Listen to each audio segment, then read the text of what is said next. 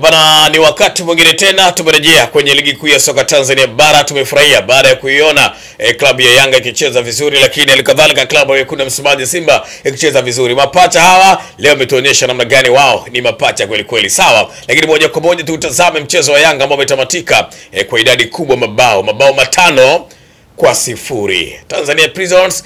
Maneno yalikuwa mengi kabla mchezo, lakini kwenye mchezo wa Africans wameonyesha kwamba sisi tunautaka ubingwa. Florence Renatus Ngosha, uko vizuri?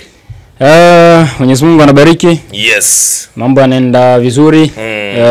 Mzunguko wa 29 tumeweza kuona. Ndio. Na baki mechi moja ya ligi kwa maana mechi za timu zote, lakini na baki mechi moja ya finali. Ya finali hiyo inawezekana of course ikawa finali. Yaani hiyo possibility ya kuwa finali ni asilimia kubwa sana. Kutokana na mechi ambazo zimesalia kwa watu wawili. So mechi ambazo unaweza kusema zikawa na competition kubwa sana kwa upande wao kutokana na aina wapinzani ambao wanakwenda kukutana nao, kiweka na sehemu husika ambako mchezo unakwenda kuchezwa.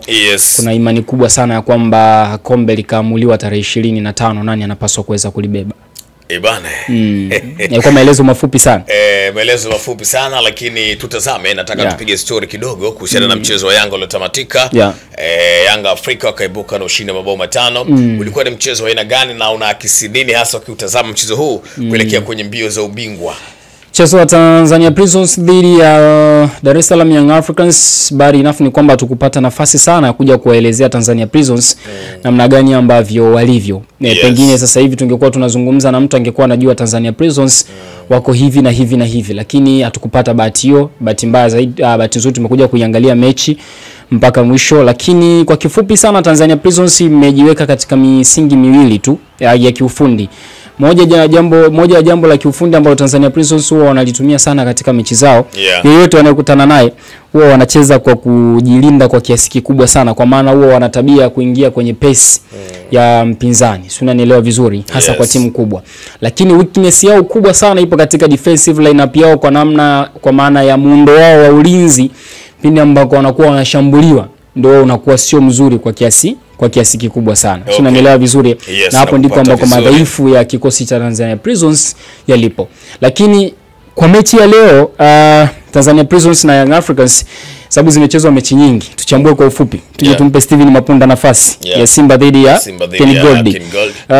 Mechi ya leo ya Yanga dhidi ya Tanzania Prisons kwa game ilivyoanza. Sawa, unajua mimi dakika za 15 tu za kwanza ndio nitajua hii mechi ni aina gani. Sawa, lakini mwalimu wa kikosi cha Tanzania Prisons kabla ya mechi alivyokuwa anazungumza na yule mwenye haki ya matangazo, alisema ya kwamba tunaingia kwa kumheshimu Young Africans. Hiyo ni discipline kwenye football. Kwa hiyo unapigia mstari kwamba hii ni discipline. Tanzania Prisons anaingia kama second team mbele ya Young Africans, licha ya kwamba yeye ndio yuko nyumbani kwenye uwanja wa soko wa ine. Na walivyoingia uwanjani 15 minutes za kwanza ilikuwa ni one team domination match, kwa maana ya Yanga ndio alikuwa na dominate mpira kwa kiasi kikubwa. Mfumo wa Tanzania Prisons haukwenda mbali sana. Wenyewe wao wanaishi kwenye pace ya mpinzani wako, kwa maana ya Young Africans. Sasa ukisha kuwa kwenye aina hii ya mfumo kwa Tanzania Prisons, maana yake wewe ni reactive team na sio proactive team. Kwa sababu unategemea makosa yatakayoyafanya mpinzani wako ndio uweze kuyatumia wewe kwenda kutengeneza mashambulizi. Ila kiuhalisia ukiwa reactive team, maana yake ni kwamba hauna mpangilio, hujaandaa muundo mzuri wa wewe kwenda kufanyaje kumshambulia. Kwa maana pressing ya kikosi cha Tanzania Prisons ilikuwa ni kwa kiasi kikubwa wanakuwa nyuma katika eneo lao, maana yake tunasema ni low block. Wanawaruhusu Young Africans kuchezea mpira kwa kiasi kikubwa. Hawakufanya hivi kwa sababu hawajui nini wanafanya. Walifanya kwa aina ya mpinzani kama Dar es Salaam Young Africans. Ukishaingia kwenye mfumo wa low block mkawa very compact, unampa Yanga kazi kubwa sana.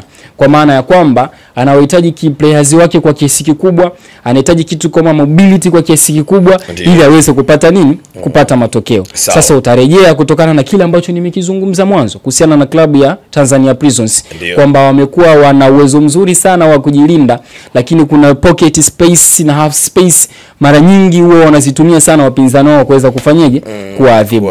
Utakuwa shahidi sana katika hilo. Ukirejea goli la kwanza ambalo Mudathiri anafunga cross kutoka kwa Isaac Patrick Mwenda katika eneo la 18, hamna mchezaji ambaye amemfanyia disturbance, ana bendi anapiga kichwa, mpira unaingia wapi? Unaingia kambani. Hamna yoyote kati ya watu wa beki wote wa kikosi cha Tanzania Prisons ambaye yupo kwa ajili ya kumharasi nani mchezaji.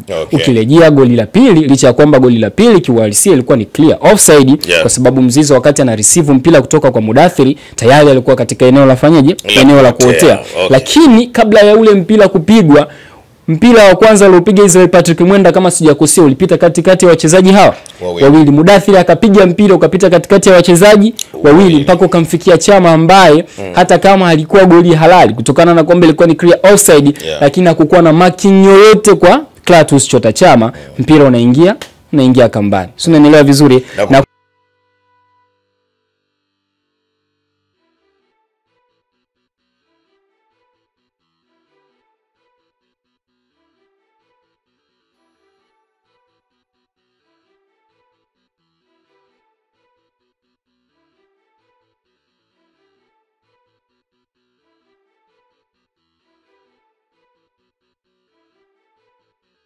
zuri ni kwamba wings back wao wanakuwa very sharp kuja kufanya transition, jambo ambalo ni gumu wao kuweza kuwalipa kwenye timu kama Yanga, kwa sababu asilimia kubwa wana wachezaji ambao ni very intelligence, wana uwezo mzuri wa kurudi kuja kuilinda timu. Lakini pia katika zile sifa za mabeki bora, Young Africans wana hao mabeki bora ambao wewe unawazungumzia, wana uwezo wa kucheza kutokana na huo ubora ambao mwalimu anakuwa tayari ameshauona kutoka kwa Tanzania Prisons.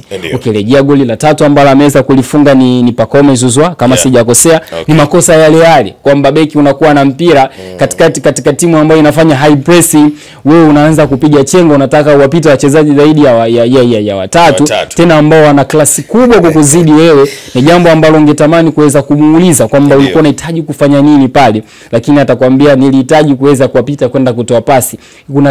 Unaendaje kutoa pasi katika timu ambayo inafanya high pressing, kwa maana ya kwamba haikuruhusu wewe kukaa na mpira kwa muda mrefu, wachezaji wawili wamekufuata wewe katika klasi za uchezaji, unawaona hawa ni bora kuliko wewe. Sio, unaelewa vizuri? Katika kufanya high pressing timu zinatofautiana. Sio, unaelewa, kutokana na maelekezo ambayo mwalimu anakuwa amewapa. Kuna mwingine anasema msiende kufanya high pressing kwa maana ya msubirieni akifanya makosa ndo mkampore mpira. Mwingine anakuambia once kishakuwa na mpira mfate hapo. Wakati huo mwingine wakati mchezaji wangu mwingine unafanya coverage kwa maana kutokumpa space ya kutokumpa nafasi ya yeye achague mpira ni upeleke wapi. Hicho ambacho alikutana na mchezaji jezi namba 4 ni El Fadhili ya jezi namba 4 El Fadhili akakosa, yani wakati ambao El Fadhili wakati ana mpira unaweza kumlaumu, lakini uwezo kumlaumu kutokana na tactics za pressing ambazo Milodi kawawekea wachezaji wa Yanga. Kwa maana ya mmoja anapokuja kutafuta mpira wakati Mzize na Pacome wamekuja kutafuta mpira, Mudathiri alikuwa kwenye space nyingine, tunasema ni coverage. Akishakaa hapo, wewe uliye na mpira hauna option ya kwamba sasa huu mpira ni uchukue ni upeleke kwa nani. Unashindwa kufanya hivyo. Ukishindwa, akili yako inakutuma kama mchezaji, bwana una uwezo wa kuendelea kuukokota kuokota huo mpira na ukaweza kufanya kile ambacho unafanyaje unachokihitaji. Lakini all in all ni kwamba ilikuwa ni mechi, muda mwingine unaweza kusema ya kwamba siko expect kwa aina ya magoli ambayo yaliweza kufanyaje, yaliweza kufungwa, lakini kwa ufupi na kwa kiufundi zaidi, kwa namna ambavyo nimeweza kuiona mechi Cisco, hivyo ndivyo tumi ilivyoweza kuwa. Kwa kuna muda kilichokuwa kinaenda kutokea, yani unajua Tanzania Prisons from the beginning up to the end of the match walikuwa wapo tu katika aina ile ya nini ya uchezaji. Sio, unanielewa vizuri? Wakati Yanga kila baada ya muda unaona wanabadilika kiuchezaji kutokana na uhitaji wao wanapokuwa uwanjani. Shida moja ya Yanga ni kwamba wakisha kufunga magoli matatu, timu yote kubwa ikisha kufunga magoli matatu inaamini inaweza kupata mengine matatu. Ikiongeza yale matatu naamini utapata mengine matatu. Sasa what is happening kwamba wale wachezaji ambao mwalimu anawatumia katika kutafuta magoli, unanielewa, ile tunasema mentality ya kwamba tunahitaji magoli mengine inazidi kuongezeka. Alafu kingine kinamwambia wewe ndio unaweza kufunga hata hayo magoli matatu. Ndio maana kuna nafasi aliweza kuipata Chama Ikangalomba, alikuwa amefungua katika space nzuri, pengine alikuwa na uwezo wa kutoa pasi nzuri, hakuweza kufanya hivyo, akajaribu kupiga mwenyewe. Kwa hizo tu ni mentality ambazo huwa zinaishi katika timu ambayo inakuwa inaundwa na wachezaji wa wa daraja kubwa. Lakini kizungumzia kwa Tanzania Prisons, yes, wameonyesha kile ambacho siku zote wamekuwa kikionyesha, lakini hakukuwa na changes zozote. Useme kwamba kuna namna sasa Tanzania Prisons walikuwa wanabadilika uwanjani. Hapana, kuna muda ulikuwa unapiga story unasema hii ni transition game. Nikwambia so transition game. Ni Tanzania Prisons anaishi kwenye pace ya Yanga. Okay. Yaani Yanga ndo anachagua Tanzania Prisons, sasa njoo nishambulie, mimi nakuja kukushambulia. Ila ukimwangalia Tanzania Prisons ni kama hana muundo sahihi kwa yeye kuja kumfunga Yanga. Okay.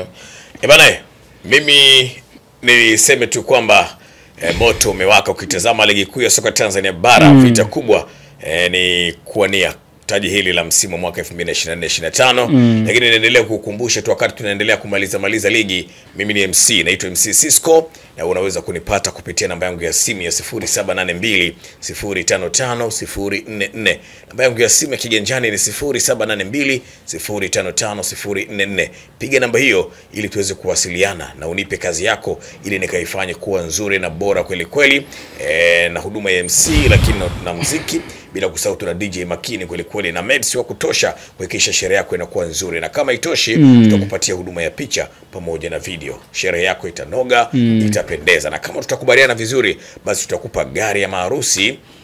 Na kuwa hii gari ya maharusi bwana ni kama ofa baada ya tukubaliana na ile ambayo package nzuri. Nilikuwa nawaza mimi inshallah mwakani nikiwa nafunga ndoa. Mwakani inshallah. Usicheke sasa. Mwakani. Inshallah. Sijasema ni mwezi wangapi, ila niruhusu nikushauri. Ni mimi subiri sasa, ni matarajio yangu. Usinishauri kwenye swala la ndoa, usimshauri mtu. Na mimi sikushauri wewe, shauri utashauriana na wenzako. Mwakani inshallah ndo nimepanga kuoa kutokana na umri ambao nitakuwa nimeshakwisha kuufikisha. Kwa hiyo kwa namna ambavyo nimekuwa naona unafanya kazi zako, nimeshawaambia washikaji kwamba MC ameshapatikana, mke yupo. Kwa hiyo kilichobaki ni sehemu ya sherehe kwenda kufanyika. Si unaona mipango yangu inavyoenda? Ukumbi na chakula. Wewe tafuta ukumbi na chakula na mapambo tu. Vingine tutamaliza. Bwana Cisco, bingwa unamuona lakini mpaka tulipofika. Bingwa anaonekana. Nimechambua mpira na wewe ngoja nikuulize swali. Bingwa anaonekana. Leo nimezama mechi zote mbili. Nilikuwa najifunza kitu kama ulikuwa unaangalia 15 lengo kuangalia aina ya timu zinavyocheza, uwezo wa mchezaji mmoja, timu gani na uchovu, timu gani na mawazo. Unajua kuna timu nyingine zinacheza zinashinda lakini bado wachezaji wake unajua Cisco, pengine tuzungumze kwenye football. Wenzetu wakiwa wana mchezaji wote akiwa anakuzwa katika maisha ya soka, huwa kuna kitu cha mwisho huwa anafundishwa kinaitwa saikolojia. Sio, unanielewa vizuri? Hii watu tunasema ni mental strength, kwa maana ya akili, yani tunasema nguvu ya akili. Sio, unanielewa? So mchezaji anatumia vitu vyote. Anatumia nguvu kama nguvu ya mwili, lakini pia anatumia nguvu ya akili. Kwa mechi ambazo zimebaki kati ya Yanga na Simba, kwa sababu hawa ndo wanapigania ubingwa kwa sasa hivi, na mechi ladha ya ligi imebaki kwa watu wawili, kiachana na ambao wanashuka daraja.